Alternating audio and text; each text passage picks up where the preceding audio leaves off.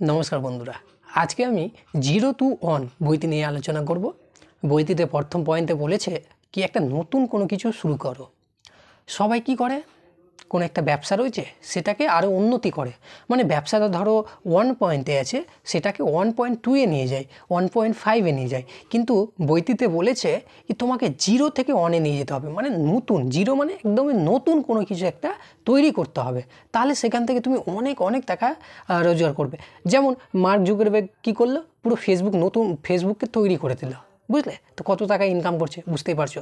তো পুরো নতুন কিছু করো, কোনো জিনিসকে উন্নতি করতে হবে না, নতুন কিছু করতে হবে, এটাই বইটিতে বোঝাতে চেয়েছে। 2 নম্বর পয়েন্ট হচ্ছে নিজে রাজা হও। মানে ব্যাপারটা হচ্ছে কি কারোর সাথে লড়াই না করে নিজে এমন একটা জিনিস তৈরি করো যেটা তুমি নিজেই রাজা। তুমি একটা নতুন কিছু তৈরি করলে তো সেখানে তো তুমি রাজা, কোনো কম্পিটিশন নেই, কেউ নাই, কিছু নাই, তুমিই তো রাজা। 3 নম্বর পয়েন্ট হচ্ছে ফিউচার ভেবে কাজ করো, আজকের ভাববে না। আজকে যদি ইনকাম নাও আসে তবুও ঠিক আছে, ফিউচারে যদি ভালো ইনকাম আসে তাহলে ফিউচারটা নিয়ে ভাবতে হবে, এটাই বোঝাতে চেয়েছে।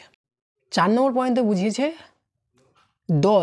দল যদি ছোট হয় তবুও ঠিক আছে, কিন্তু দলের মধ্যে সবথেকে বুদ্ধিমান লোকগুলো থাকা দরকার, বুঝতে পারলে? ছোট হলেও চলবে কিন্তু বুদ্ধিমান লোকের দরকার।